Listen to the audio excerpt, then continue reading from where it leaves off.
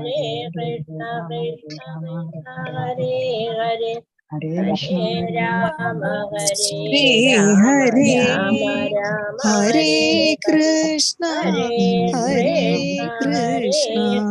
Krishna Krishna Hare Hare Hare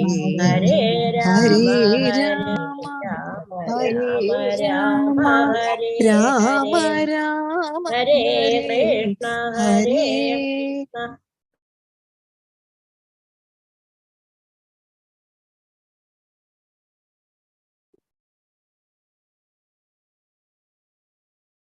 Hare Krishna. Sri Radha Govinda Vandiristam Mandiruvinte Srimad Bhagavatam Aksharila Bhagavatam Om Ajnanatimidandasya Ananchana Chashurun Militam Yen Tasmai Sri Guruve Namah Sri Chaitanya Manubhishtam Sthapitam Yena Bhutale Swayam Rupakadamahyam Dadadi Supadantikam Vandeham Sri Guru Sri Yuda Padakamalam Sri Guru Vaishnavam Sri Rupam Sakrajatam Saganaditumatainitam Tam Sajivam Satvaitam Savadutam Varijanasahitam Krishna Chaitanya Devam Sri Radha Krishna Pada Saganagalitam Sri Vishagaditam He Krishna Karuna Sindhu Dinabandhu Jagatpati Gopesha Gopika Tanda Radha Tanda Namaskute Saptakanchana Gaurangi Sri Radhe Vrindavani Sri Rishabhan Sri Devi Pranamami Hari Vacha Kalpatarubhasya Kripa Sindhubhyevacha Patidanam Bhavanebhyo Vaishnavebhyo Namo Namaha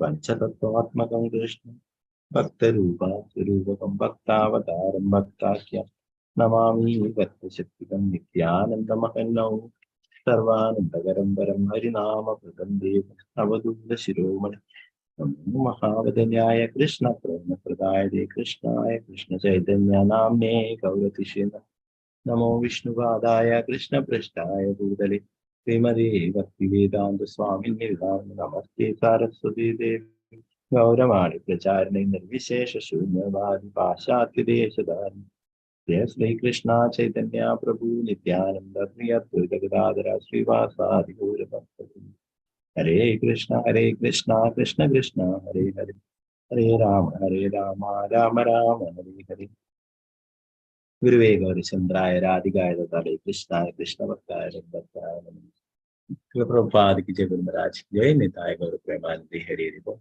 Hare Krishna.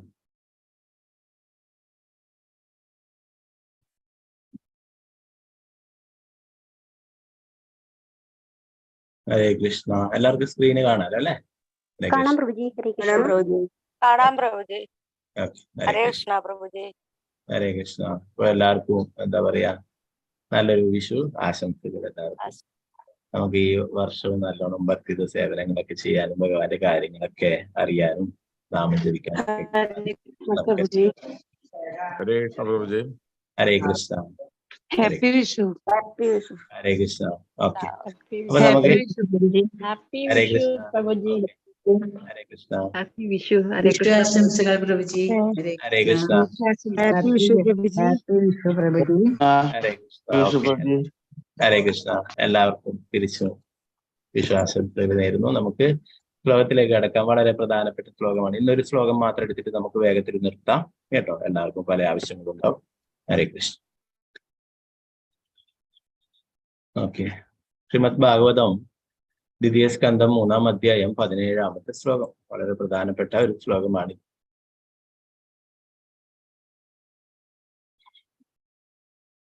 ആയുർ ഓം നമോ ഭഗവതേ വാസുദേവായ. ഓം നമോ ഭഗവതേ വാസുദേവായ. ഓം നമോ ഭഗവതേ വാസുദേവായ. ആയുർഹരതി വൈപുംസാമുദ്യന്നസ്തം ചയന്നസു തസ്യർത്ഥേ യശ്വനോ നീതാ ഉത്തമ ശ്ലോകവാർത്തയാ. ആയുർഹരതി വൈപുംസാമുദ്യന്നസ്തം ചയന്നസു തസ്യർത്ഥേ യശ്വനോ നീതാ ഉത്തമ ശ്ലോകവാർത്തയാ. ആയുർഹരതി വൈപുംസാമുദ്യന്നസ്തം ചയന്നസു സത്യത്തെ യശ്വനോ നീതാ ഉത്തമ ശ്ലോകവാർത്തയാ. ഹരേ കൃഷ്ണ. നമുക്ക് എല്ലാവർക്കും ചൊല്ലാം.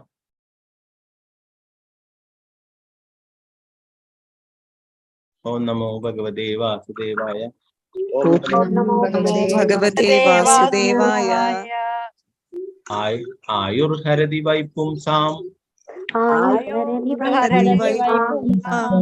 उद्यन्नस्तं चयन्नसु उद्यन्नस्तं चयन्नसौ त्यर्थे यशनो नीता तस्यर्थे नीता उत्तमश्लोकवार्तया उत्तमश्लोकवार्तया आयुर्हरति वै पुंसामुद्यन्नस्तं चयन्नसु आयुर्हरति वै पुंसामुद्यन्नस्तं चयन्नसौ तस्यर्थे यशनो नीता उत्तमश्लोकवार्तया तस्यर्थे नीता उत्तमश्लोकवार्तया हरे कृष्ण हरे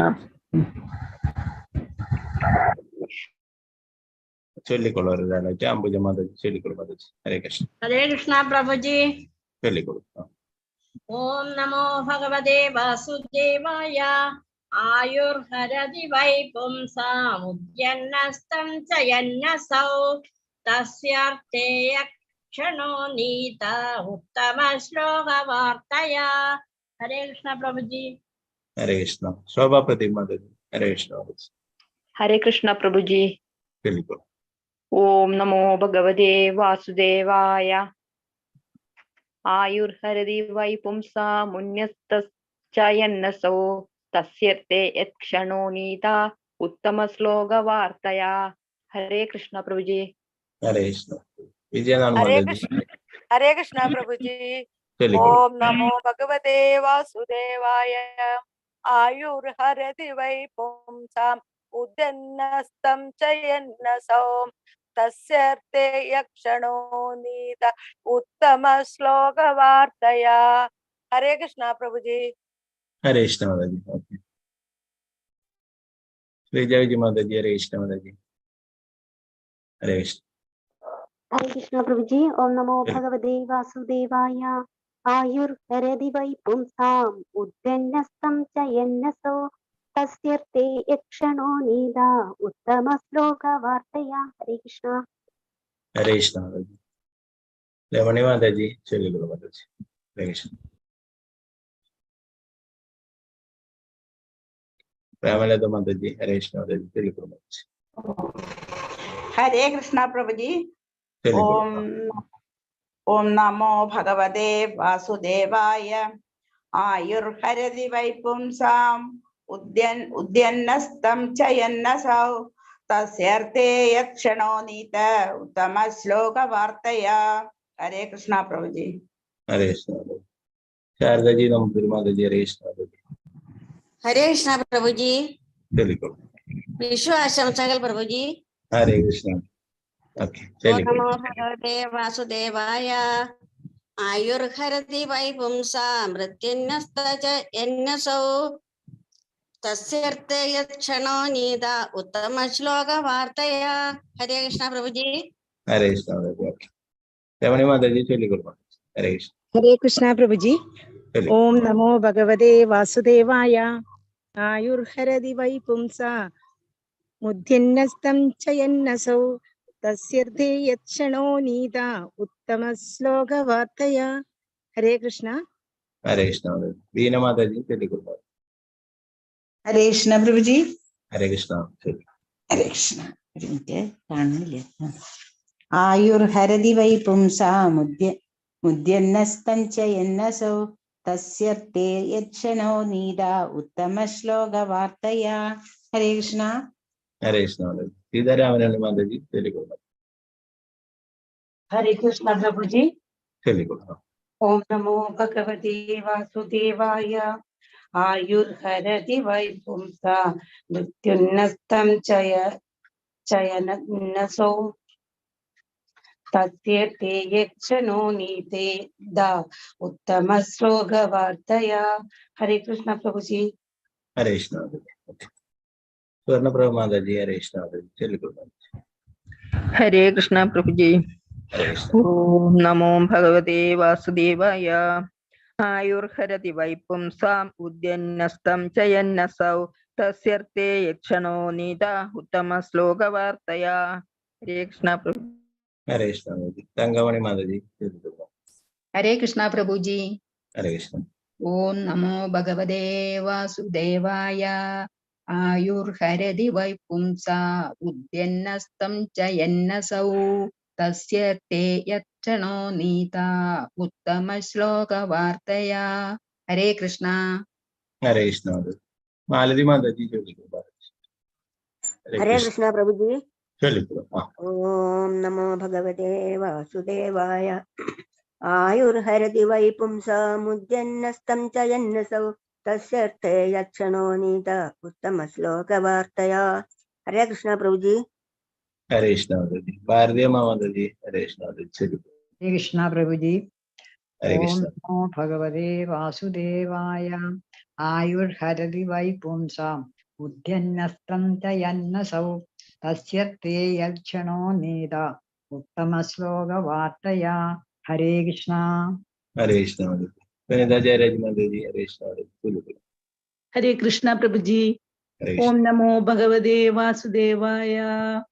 ആയുർഹരതി വൈ പുംസാം ഉദ്യന്നസ്തം ച യന്നസൗ തസ്യർത്ഥേ യക്ഷണോ നീത ഉത്തമ ശ്ലോക വാർത്തയാ.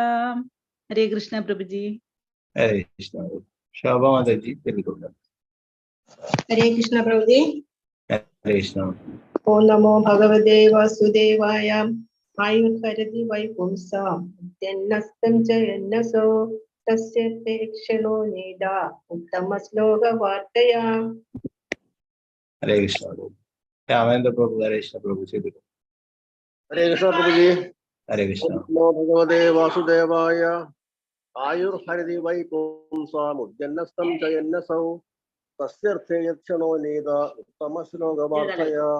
ഹരേ കൃഷ്ണ. ഹരേ കൃഷ്ണ പ്രഭു. ഓക്കെ.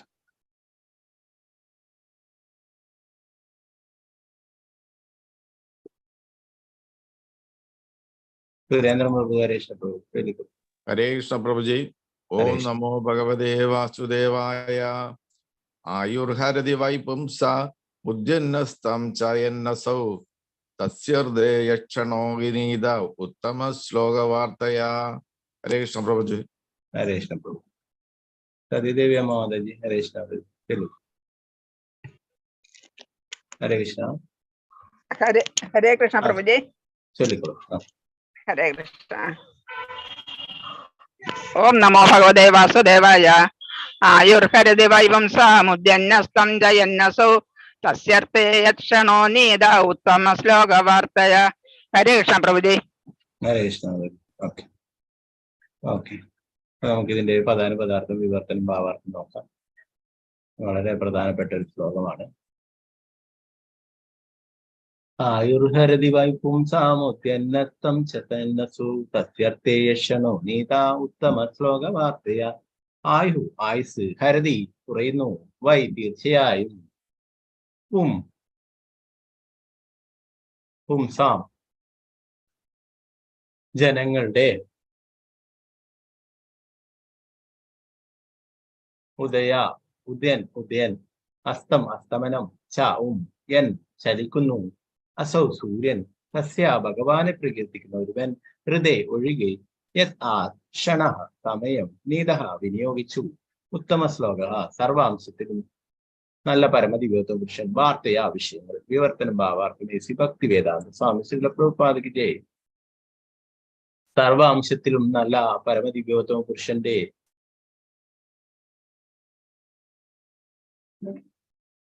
സർവാംശത്തിലും നല്ല പരമദിവ്യോത്തമ പുരുഷന്റെ വിഷയങ്ങളിൽ സംവദിച്ച് സമയം വിനിയോഗിക്കുന്നവർ ഒഴികെ ഏവരുടെയും ആയുസ് ഉദയാസ്തമങ്ങളിലൂടെ സൂര്യൻ ചുരുക്കുന്നു. എന്താ പറയുന്നത്? ഭഗവാന്റെ പരമദിവ്യോത്തമ പുരുഷന്റെ സത്കഥകള്, ലീലകള് ചർച്ച ചെയ്യുന്നതിനായിട്ട് സമയം ഉപയോഗിക്കുന്നവരെ ഒഴികെ മറ്റുള്ളവരുടെയൊക്കെ ആയുസ് എന്താ സംഭവിക്കുന്നത്? ഉദയാസ്തമങ്ങളിലൂടെ സൂര്യൻ ചുരുക്കുന്നു. ഓരോ ദിവസവും സൂര്യൻ ഉദിച്ച് അസ്തമിക്കുമ്പോഴേ ഓരോ ദിവസവും കഴിയുന്നു അല്ലെ. സൂര്യാസ്തമയൊക്കെ കാണാനായിട്ട് എല്ലാവരും ഭംഗിയോടെ ഇരിക്കും അല്ലെ. എന്താ സംഭവിക്കുന്നത്? ഭഗവാനെ പറ്റി ചർച്ച ചെയ്യാത്തവരുടെ ആയുസ്, ഭഗവാന്റെ നാമം ജപിക്കാനാവാത്തവരുടെ ഓരോ ദിവസവും കഴിഞ്ഞു പോയിക്കൊണ്ടേയിരിക്കുന്നതിന് ഭാവാർത്ഥം നമുക്ക് നോക്കാം. പരമപുരുഷനുമായ ഉള്ള നമ്മുടെ വിസ്മൃത ബന്ധത്തെ അഥവാ നമുക്ക് നഷ്ടപ്പെട്ട ബന്ധത്തെ ഭക്തിയുടെ സേവനത്വരയാൽ അനുഭവസിദ്ധമാക്കാൻ മനുഷ്യരൂപത്തിലുള്ള ജീവിതത്തെ വിനിയോഗിക്കേണ്ടതിന്റെ പ്രാധാന്യം ഈ ശ്ലോകം പരോക്ഷമായി ഊന്നി പറയുന്നു. സമയവും കാലവും അവസരങ്ങളും ഒന്നും ആർക്കു വേണ്ടിയും കാത്തു നിൽക്കുകയില്ല. ആകയാൽ ഉദയാസ്തമനങ്ങളാൽ സൂചിപ്പിക്കുന്ന സമയത്തെ, കാലത്തെ ആത്മീയ മൂല്യങ്ങളുടെ സാക്ഷാത്കാരത്തിനായി യഥോചിതം വിനിയോഗിക്കാത്ത പക്ഷം അത് വ്യർത്ഥമായി തീരും. ആയുസിന്റെ ഒരംശം പാഴാക്കി കളഞ്ഞാൽ എത്ര തൂക്കം സ്വർണം പകരം വെച്ചാലും അത് തുല്യമാവില്ല, അഥവാ ആ നഷ്ടം നികത്താൻ സാധ്യമല്ലാതായി തീരും. ആത്മീയ മൂല്യങ്ങളെ തിരിച്ചറിയാനും അപ്രകാരം സന്തോഷത്തിന്റെ, ആനന്ദത്തിന്റെ നിത്യമായ ഉറവിടത്തെ സാക്ഷാത്കരിക്കാനുമാണ് ജീവസത്തകൾക്ക് മാനവ ജീവിതം സമ്മാനിച്ചിരിക്കുന്നത്. ഒരു ജീവസത്ത വിശേഷിച്ചും മനുഷ്യൻ ആനന്ദം കാക്ഷിക്കുന്നു. എന്തെന്നാൽ ജീവസത്തയുടെ സഹജമായ അവസ്ഥയാണ് ആനന്ദം. എന്നാൽ അവൻ ലൗകിക അന്തരീക്ഷത്തിൽ വ്യർത്ഥമായി ആനന്ദം തിരിയുന്നു. ഒരു ജീവസത്ത വ്യവസ്ഥാപിതമായി പരമപരിപൂർണന്റെ സ്ഫുലിംഗമാണ്. ആകയാൽ ആത്മീയ കർമ്മങ്ങളിൽ അവന്റെ ആനന്ദം പരിപൂർണമായി ദർശിക്കാൻ കഴിയും. ഭഗവാൻ പരമപരിപൂർണ തേജസ്സാകുന്നു. മാത്രമല്ല, അദ്ദേഹത്തിന്റെ നാമം, ഗുണം, രൂപം, ലീലകൾ, പാർഷദർ, വ്യക്തിത്വം എല്ലാം അദ്ദേഹത്തിൽ നിന്നും അഭിന്നമാണ്. ഭക്തി സേവനത്തിന്റെ യഥായോഗ്യമായ പാതയിൽ മുകളിൽ സൂചിപ്പിച്ച ഭഗവത് ശക്തികളിൽ ഏതെങ്കിലും ഒന്നുമായി ഒരിക്കൽ സമ്പർക്കത്തിലാകുന്ന വ്യക്തിക്ക്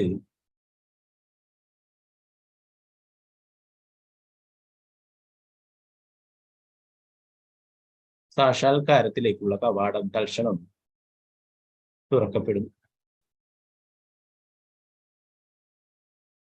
ഭഗവത്ഗീത 2:40 അത്തരം ബന്ധത്തെ ഭഗവാൻ ഇപ്രകാരം വിശദമാക്കിയിട്ട്, ഭക്തിത സേവന ഉദ്യമങ്ങളിൽ നഷ്ടമോ ലോപമോ ഇല്ല. ഈ വഴിക്കുള്ള ചെറിയൊരു മുന്നേറ്റം പോലും മഹാഭയങ്ങളിൽ നിന്നും രക്ഷ നേടുന്നു. ഞരമ്പുകളിൽ കുത്തിവെക്കുന്ന ശക്തിയേറിയ മരുന്ന് തൽക്ഷണം ശരീരത്തിൽ മുഴുവൻ പ്രവർത്തിക്കുന്നത് പോലെ പരിശുദ്ധ ഭഗവത് ഭക്തന്റെ ശ്രവണേന്ദ്രിയത്തിൽ കൂടി അന്തക്ഷേപണം ചെയ്യപ്പെടുന്ന ഭഗവത് അതീന്ദ്രിയ വിഷയങ്ങൾ ഫലപ്രദമായി പ്രവർത്തിക്കുന്നു. ഒരു വൃക്ഷത്തിന്റെ ഏതെങ്കിലും ഒരു ഭാഗം കായ്ച്ചുവെന്നാൽ വൃക്ഷം മുഴുവനായും കായ്ച്ചുവെന്ന് അർത്ഥമാക്കുന്നു. എന്നതുപോലെ അതീന്ദ്രിയ സന്ദേശങ്ങളുടെ ശ്രവണത്തിലൂടെയുള്ള സാക്ഷാത്കാരം സമ്പൂർണ്ണ സാക്ഷാത്കാരത്തെ അർത്ഥമാക്കുന്നു. ശ്രീ ശുകദേവ ഗോസ്വാമിയെ പോലുള്ള പരിശുദ്ധ ഭക്തരുടെ സംസർഗത്തിൽ ഒരു നിമിഷത്തേക്കുള്ള ഈ സാക്ഷാത്കാരം ഒരുവന്റെ സമ്പൂർണ്ണ ജീവിതത്തെയും നിത്യതയ്ക്ക് വേണ്ടി തയ്യാർ ചെയ്യുന്നു. അപ്രകാരം അസ്തിത്വത്തെ പരിശുദ്ധമാക്കുന്ന ഭഗവത് ഭക്തി സേവനത്തിൽ എത്രത്തോളം വ്യാപൃതനായിരിക്കുന്നു, അത്രത്തോളം പരിശുദ്ധ ഭക്തന്റെ ആയുസ് അപഹരിക്കുന്നതിൽ സൂര്യൻ പരാജയപ്പെടുന്നു. നിത്യജീവാത്മാവിന്റെ ലൗകിക ദൂഷണത്തിന്റെ ലക്ഷണമാണ് മരണം. ലൗകിക ദൂഷണം എന്ന ഏക കാരണത്താലാണ് ജീവസത്തേക്ക് ജനനം, മരണം, വാർദ്ധക്യം, രോഗം എന്നീ നിയമങ്ങൾക്ക് വിധേയമാകേണ്ടി വരുന്നത്. ശ്രീ വിശ്വനാഥ ചക്രവർത്തി ഠാക്കൂർ ഉദാഹരിച്ചതുപോലെ സ്മൃതിശാസ്ത്രങ്ങളിൽ ദാനം പോലെ ഭൗതിക ശൈലിയിലുള്ള ധർമ്മകർമ്മങ്ങൾ നിർദ്ദേശിച്ചിരിക്കുന്നു. യഥായോഗ്യനായ വ്യക്തിക്ക് നൽകപ്പെടുന്ന ദാനം അടുത്ത ജന്മത്തിലെ സുനിശ്ചിതമായ ബാങ്ക് നിക്ഷേപമാണ്. അത്തരം ദാനം ബ്രാഹ്മണർക്ക് നൽകണമെന്ന് നിർദ്ദേശിച്ചിരിക്കുന്നു. ഒരു അബ്രാഹ്മണന് ബ്രാഹ്മണീയ യോഗ്യതയില്ലാത്ത ഒരുവന് ദാനമായി ധനം നൽകുന്ന പക്ഷം അതേ അളവിൽ അടുത്ത ജന്മത്തിൽ അത് തിരികെ കിട്ടുന്നു. ദാനമായി അർദ്ധശിക്ഷിതനായ ബ്രാഹ്മണന് ധനം നൽകിയാലും അടുത്ത ജന്മത്തിൽ അത് ഇരട്ടിയായി തിരികെ ലഭിക്കും.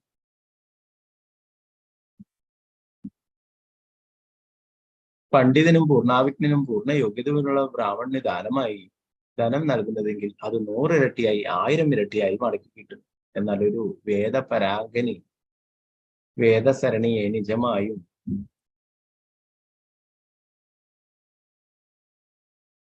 സാക്ഷാത്കരിച്ചവൻ ധനം നൽകിയാൽ അത് അളവറ്റ ആവർത്തിയായി പ്രത്യാഗമിക്കുന്നു. ഭഗവത്ഗീതയിൽ പ്രതിപാദിച്ചിരിക്കുന്നത് പോലെ വേദേശ സർവേ റഹമേവ വേദ്യ, വൈദിക ജ്ഞാനത്തിന്റെ ആത്യന്തികമായ ഫലം പരമദിവ്യോത്തമ പുരുഷൻ ഭഗവാൻ ശ്രീകൃഷ്ണനാണ്. ദാനമായി നൽകുന്ന ധനം അത് എത്ര തന്നെ ആയാലും മടക്കി കിട്ടുമെന്നത് ഉറപ്പാണ്. അതുപോലെ പരിശുദ്ധ ഭഗവത് ഭക്തി സംസർഗത്തിൽ ഭഗവാന്റെ അതീന്ദ്രിയ സന്ദേശങ്ങളുടെ ശ്രവണ കീർത്തനങ്ങളിൽ ചെലവഴിക്കപ്പെടുന്ന ഒരു നിമിഷം ശാശ്വത ജീവിതത്തിന് സ്വഭവനത്തിലേക്ക് മടങ്ങി ചെല്ലുന്നതിന്, ഭഗവത് ധാമത്തിലേക്ക് തിരികെ പോകുന്നതിന് ഉത്തരവാദം ചെയ്യപ്പെട്ടതാണ്. മദ്ധാമാഗത്വ പുനർജന്മന വിദ്യുത്. അന്യത ഭഗവത് ഭക്തനായാൽ ശാശ്വത ജീവിതം സുനിശ്ചിതമായിരിക്കും. വർത്തമാന ജീവിതത്തിലെ ഒരു ഭക്തന്റെ വാർദ്ധക്യം അഥവാ രോഗം അത്തരമൊരു സുനിശ്ചിത ശാശ്വത ജീവിതത്തിലേക്കുള്ള പ്രചോദനമാകും. ശ്രീ പ്രഭുപാദ് കി ജയ്.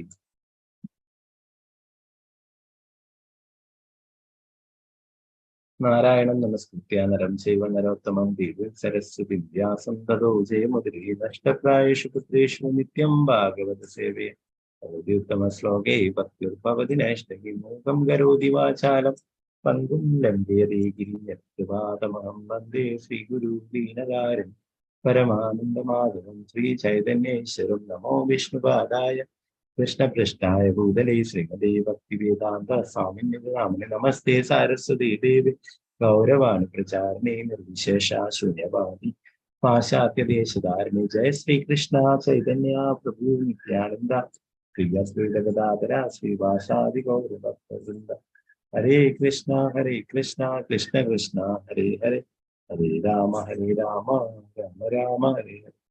ഗുരുവേ ഗൗരചന്ദ്രായ രാധികായ ഹരേ കൃഷ്ണായ കൃഷ്ണഭക്തായ ഭക്തായ ചില പ്രഭുപാദിക്ക് ഗുരുരാജിക്ക് ഹരേ കൃഷ്ണ. ഇപ്പൊ നേരത്തെ ഉള്ള ശ്ലോകങ്ങളിലൊക്കെ പറഞ്ഞു അല്ലെ, പരമദിവ്യോത്തമ പുരുഷനായിട്ടുള്ള ശ്രീകൃഷ്ണ ഭഗവാന്റെ അതീന്ദ്രിയമായിട്ടുള്ള ലീലകളെ കുറിച്ചിട്ട് കൂടുതൽ അറിയാനായിട്ട് ആഗ്രഹിക്കുന്നതായിട്ട് അല്ലെ ശൗനകാദി ഋഷികൾ സൂത ഗോസ്വാമിയിൽ നിന്നും കൂടുതലായിട്ട് അറിയാൻ ആഗ്രഹിക്കുന്നത്. പരീക്ഷിത് മഹാരാജാവിന് ശുകദേവ ഗോസ്വാമി എന്തൊക്കെയാണോ പറഞ്ഞു കൊടുത്തിട്ടുള്ളത് അതൊക്കെ കേൾക്കാനായിട്ട് അവർ ആഗ്രഹിക്കുന്നത്. നമുക്കറിയാം ഇവിടെ വിവർത്തനത്തിൽ പറഞ്ഞിരിക്കുന്ന ആ കാര്യം സത്യം തന്നെയാണെന്നുള്ള കാര്യം ആ ശൗനകാദി ഋഷികളുടെ കാര്യത്തിൽ അല്ലെ എന്താ പറയുന്നത്, സർവ്വാംശത്തിലും നല്ല പരമദിവ്യോത്തമ പുരുഷന്റെ വിഷയങ്ങളിൽ സമ്മതിച്ച് സമയം വിനിയോഗിക്കുന്നവരൊഴികെ ഏവരുടെയും ആയുസ് സൂര്യാസ്തമനങ്ങളിലൂടെ സൂര്യൻ ചുരുക്കുന്നു. പിന്നെ നൈമിഷാരണ്യത്തില് പങ്കെടുത്തിരുന്ന ആ സത്രത്തിൽ, ഭാഗവത സത്രത്തിൽ പങ്കെടുത്തിരുന്ന എല്ലാ ഋഷിമാരും അവർക്കൊക്കെ ബലരാമൻ തന്നെ നേരിട്ട് അനുഗ്രഹങ്ങൾ നൽകുകയുണ്ടായി. അവരൊക്കെ പറഞ്ഞു, ഭഗവാനെ കുറിച്ചുള്ള ഈ സത്കഥകള് എത്ര കാലം നമ്മൾ കേൾക്കും, നമ്മുടെ ആയുസ് അത്ര മാത്രമേ ഉള്ളൂ അല്ലെ. ചില ആൾക്കൊക്കെ പ്രായമായിട്ടുണ്ടാവും അല്ലെ. ഇപ്പോ ഒരാളുടെ ആയുസ് എന്ന് പറയുന്നത് പ്രഹ്ലാദ് മഹാരാജൊക്കെ പറയുന്നത് 100 വർഷമാണെന്നുള്ളത്. എന്നാൽ ഇന്നത്തെ കാലത്ത് 100 വർഷമൊന്നും ആയുസില്ല. അപ്പോ ആ ആയുസ് അവർക്ക് ആ ഭാഗവത സത്രത്തിൽ എത്തിയവരൊക്കെ ഇത്രയും കാലമേ നമുക്ക് കേൾക്കാനായിട്ട് സാധിക്കുള്ളൂ അല്ലെ. 60 വയസ്സ് എന്താ പറയാ 60-70 വയസ്സുള്ള ആൾക്ക് പിന്നീട് 30 വർഷം മാത്രമേ കേൾക്കാനായിട്ട് സാധിക്കുള്ളൂ അല്ലെ. ആ ശ്രീമദ് ഭാഗവത സത്രം മുഴുവനായിട്ട് കേൾക്കാനായിട്ട് സാധിക്കില്ല. അതുകൊണ്ട് അവരൊക്കെ നമുക്ക് കൂടുതൽ കാലം ഭഗവാന്റെ സത്കഥകൾ കേൾക്കാനായിട്ട് ആഗ്രഹമുണ്ടെന്ന് പറയുന്നു. അത് പ്രകാരം ബലരാമൻ അവർക്ക് ആയിരക്കണക്കിന് വർഷങ്ങൾ ആയുസ് നീട്ടിക്കൊടുക്കുകയും ചെയ്തു. നിങ്ങളൊക്കെ ശ്രീമദ് ഭാഗവതം കേൾക്കുന്നത് കൊണ്ട് ആയിരക്കണക്കിന് വർഷം നിങ്ങളെ മരണം പിടികൂടുകയില്ല എന്നുള്ള അനുഗ്രഹം നൽകിയിട്ടുണ്ടായി അല്ലെ. അവരൊക്കെ അങ്ങനെ ഭഗവാന്റെ സത്കഥകൾ ആയിരക്കണക്കിന് വർഷം കേൾക്കുകയുണ്ടായി. അപ്പൊ ഇവിടെ പറയുന്നു, അങ്ങനെ കേൾക്കാത്തവരൊക്കെ അല്ലെ ആ കാലഘട്ടത്തിൽ മറ്റുള്ളവരും ഒക്കെ ഉണ്ടായിരുന്നു. അവരൊക്കെ വേഗത്തില് തട്ടിപ്പോയി അല്ലെ. എന്നാലേ ഈ ശ്രീമദ് ഭാഗവതം കേൾക്കാനായിട്ട് മാറ്റിവെച്ചത് കൊണ്ട് അവരുടെ ജീവിതം മാറ്റിവെച്ചത് അവർക്ക് ആയിരക്കണക്കിന് വർഷം ശ്രീമദ് ഭാഗവതം കേൾക്കാനായിട്ട് സാധിച്ചു നൈമിഷാരണത്തിൽ കൂടിയ ഋഷിമാർക്ക്. അതുപോലെ തന്നെ ഇവിടെ ഈ ഭൗതിക ലോകത്തിൽ ജീവിക്കുന്നവരും എല്ലാവരും തിരക്കിലാണ് അല്ലെ. ഓ അതുകൊണ്ട് അങ്ങനെയുള്ള ആളുടെ ആയുസ് ഓരോ ദിവസവും കുറഞ്ഞുകൊണ്ടേ വരും. എന്നാൽ ഭഗവാന്റെ സത്കഥകൾ കേൾക്കുന്നവരുടെ ആയുസ് ഒരിക്കലും വേഗത്തിൽ ഇല്ലാതായി തീരുന്നില്ല.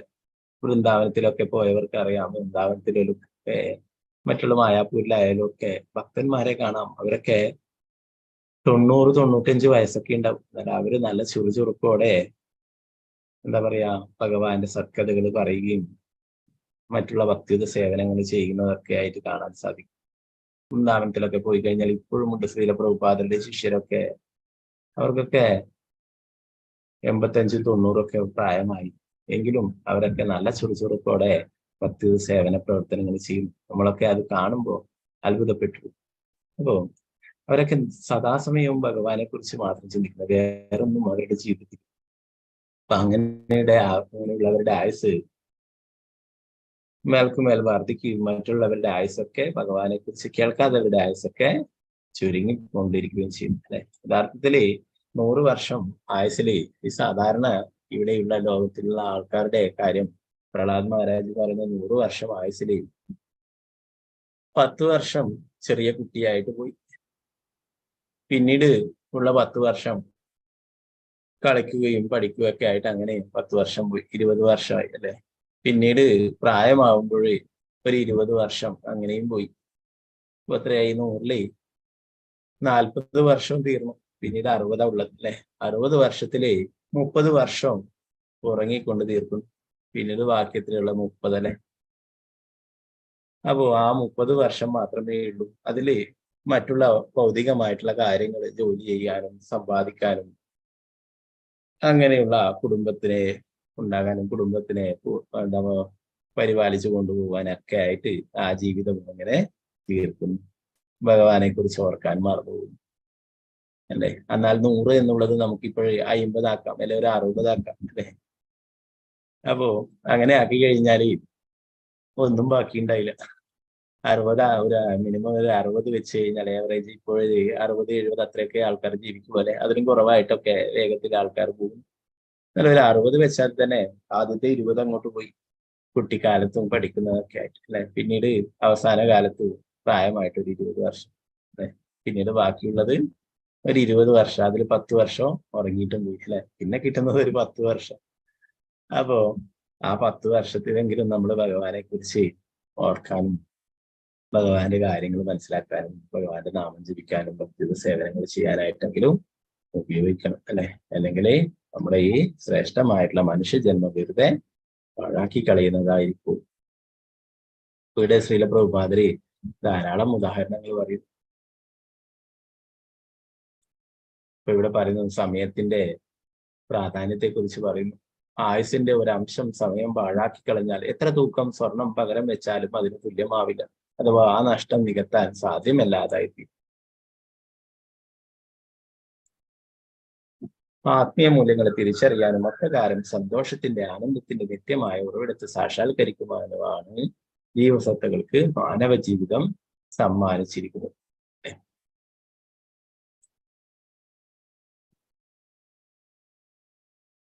അപ്പോ അതുകൊണ്ട് തന്നെ യഥാർത്ഥമായിട്ടുള്ള ഈ മനുഷ്യജന്മത്തിന്റെ ഉദ്ദേശം എന്ന് പറയുന്നത് ഭഗവാനെ കുറിച്ച് മനസ്സിലാക്കലാണ് അല്ലെ. ഇവിടെ പ്രത്യേകിച്ച് പറയുന്നത് ഭഗവാനെ കുറിച്ചുള്ള ശ്രവണം അല്ലെ. ശ്രീമദ് ഭാഗവതം, ഭഗവാന്റെ സത്കഥകൾ കേൾക്കാനായിട്ട്.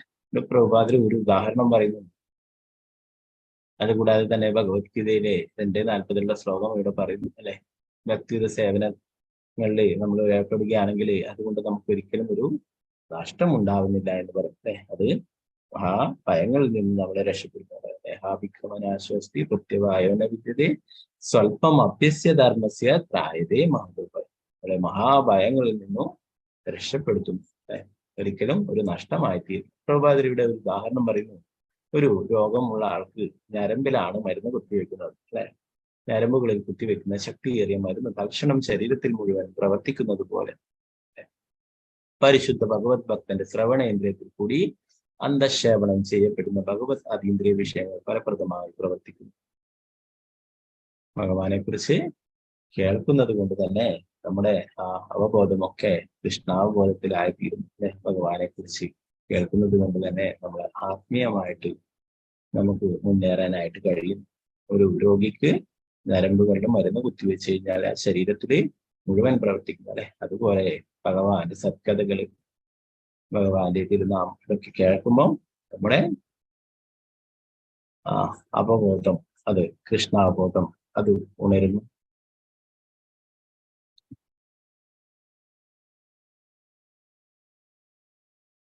ഒരു വൃക്ഷത്തിന്റെ ഏതെങ്കിലും ഒരു ഭാഗം കാഴ്ച എന്നാൽ വൃക്ഷം മുഴുവനായി കാഴ്ച എന്ന് അർത്ഥമാക്കുന്നില്ല. അതീന്ദ്രിയ സന്ദേശങ്ങളുടെ ശ്രവണേന്ദ്രിയങ്ങളിലൂടെ സാക്ഷാത്കാരം സമ്പൂർണ്ണ സാക്ഷാത്കാരത്തെ അർത്ഥമാക്കും അല്ലെ.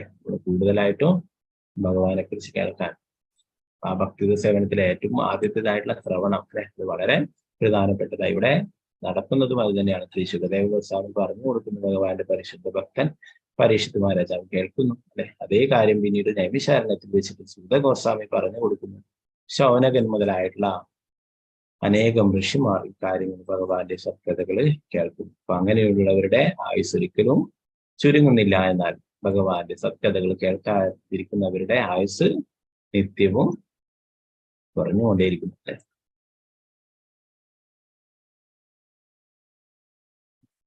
ഇവിടെ പറയുന്നു, ഒരുവൻ സമ്പൂർണ്ണ ജീവിതത്തെയും നിത്യതയ്ക്ക് വേണ്ടി തയ്യാർ ചെയ്യുന്നു. അപ്രകാരം സ്വഅസ്തിത്വത്തെ പരിശുദ്ധമാക്കുന്ന ഭഗവത് ഭക്തി സേവനത്തിൽ എത്രത്തോളം വ്യാപൃതനായിരിക്കുന്നുവോ അത്രത്തോളം പരിശുദ്ധ ഭക്തന്റെ ആയുസ് അപഹരിക്കുന്നതിൽ സൂര്യൻ പരാജയപ്പെടും.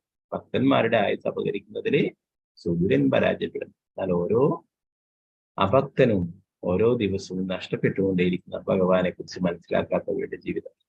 നിത്യജീവാത്മാവിന്റെ ലൗകിക ദൂഷണത്തിന്റെ ലക്ഷണമാണ് മരണം. ലൗകിക ദൂഷണം എന്ന ഏക കാരണത്താലാണ് ജീവസത്തയ്ക്ക് ജനനം, മരണം, വാർദ്ധക്യം, രോഗം എന്നീ നിയമങ്ങൾക്ക് വിധേയമാകേണ്ടി വന്നത്. ഇപ്പൊ ദാനം നൽകുന്നതിനെ കുറിച്ചിട്ടും പറയുന്നു. ദാനം നൽകിയാണെങ്കിൽ അതൊക്കെ നമുക്ക് അടുത്ത ജന്മത്തിൽ അതേ അളവിൽ തിരികെ കിട്ടുമെന്ന് പറയും. എങ്കിൽ ഇവിടെ പറയുന്നു, പണ്ഡിതനും പൂർണ്ണാഭിജ്ഞനും പൂർണ്ണ യോഗ്യതയുള്ളവനുമായ ബ്രാഹ്മണനാണ് ദാനമായി ധനം നൽകുന്നതെങ്കിൽ അത് 100 ഇരട്ടിയായി 1000 ഇരട്ടിയായി മടക്കി കിട്ടും. എന്നാൽ ഒരു വേദപരാങ്കനി വേദസരണിയെ നിജമായും സാക്ഷാത്കരിച്ചവന് ധനം നൽകിയാൽ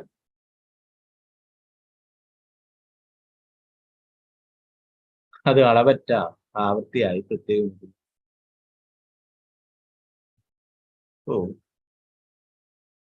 ഇവിടെ പറയുന്നു, വേദേശ സർവൈരഹമേവ വേദ്യ. വൈദിക ജ്ഞാനത്തിന്റെ ആത്യന്തികമായ ഫലം പരമദിവ്യത്വം കൃഷ്ണൻ ഭഗവാൻ ശ്രീകൃഷ്ണനാണ്.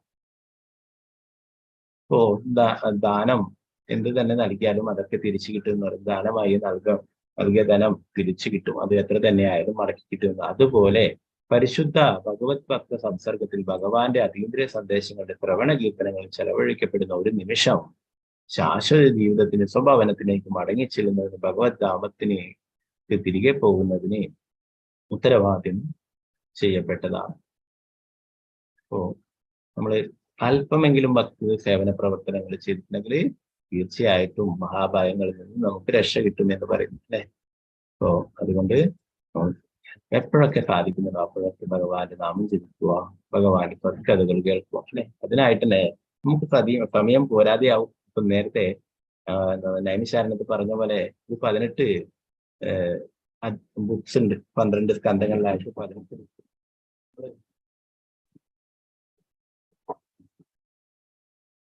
ഒന്നാമത്തെ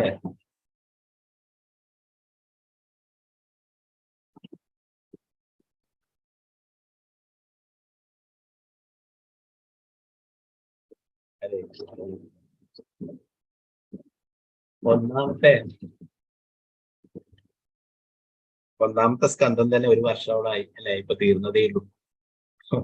ഇനിയും 12 സ്കന്ധങ്ങളിൽ 11 സ്കന്ധങ്ങളും പഠിക്കാനുണ്ട് അല്ലെ. അപ്പൊ എത്ര കാലം നമുക്ക് ആയുസുണ്ട്. അപ്പൊ നമ്മളൊക്കെ പ്രാർത്ഥിക്കുക, നമുക്ക് ഭഗവാന്റെ ഈ സത്കഥകൾ മുഴുവനായിട്ടും അറിയാൻ ആഗ്രഹമുണ്ട്. 12 സ്കന്ധങ്ങളും ശ്രീപ്രഭുപാദരെ എഴുതിയുള്ള 18 ബുക്സും 18 ഭാഗങ്ങളും നമുക്ക് പഠിക്കണം. 12 സ്കന്ധങ്ങളും പഠിക്കണം. അതിനായിട്ട് ഭഗവാൻ ആയുസ് നീട്ടിത്തരണം.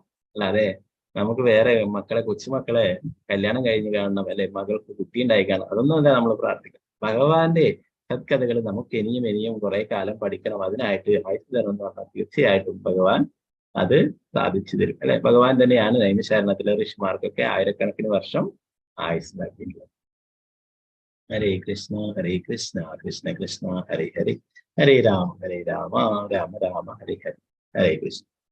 അപ്പൊ ഇപ്പൊ പടക്കമൊക്കെ പൊട്ടുന്നതാണെന്നില്ലേ, അവർക്കറിയില്ല എന്താണ്, എന്തിനു വേണ്ടിയിട്ടാണ് ഇത് പൊട്ടിക്കുന്നത്, എന്താണ് അല്ലെ. അവരുടെ എന്താ പറയാ, അവരുടെ അറിവ് വെച്ചിട്ട് വിഷു എന്ന് പറഞ്ഞാല് പടക്കം പൊട്ടിക്കുക. ഇവിടെയൊക്കെ എന്താ പറയാ, മലബാറിലൊക്കെ ധാരാളം നോൺ വെജ് ഒക്കെ ഉണ്ടാക്കിയിട്ട് തിന്നു. ഇതാണ് വിഷു. എന്തിനാണ് അല്ലെ. നമ്മൾ മുതിർന്ന വൈഷ്ണവരിൽ നിന്നൊക്കെ കേട്ടു എന്താണ് വിഷു എന്ന് പറയുന്നത് വിഷ്ണു പൂജയാണ് എന്നുള്ള കാര്യം അല്ലെ. അത് മറന്നുപോകും. ഭഗവാനെ ഓർമ്മിക്കാനോ ഭഗവാന്റെ നാമം ജപിക്കാനോ അതിനൊന്നും സമയമില്ല. ഓക്കെ, എന്ത് തന്നെ ആയാലും എല്ലാവരും വിഷുവിന്റെ ഒക്കെ തിരക്കാണ്. അപ്പൊ നമുക്ക് ഇന്ന് ഈ ശ്ലോകത്തിൽ നിർത്താം.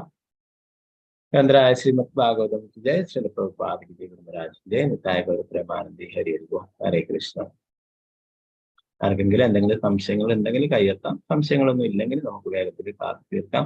നാളെ ക്ലാസ് ഉണ്ടാവില്ല, യാത്ര ചെയ്യുന്നതാണ് പറഞ്ഞിട്ടുണ്ടായിരുന്നു. പിന്നീട് നമുക്ക് തിങ്കളാഴ്ച മുതൽ സാധാ പോലെ ഭാഗവതവും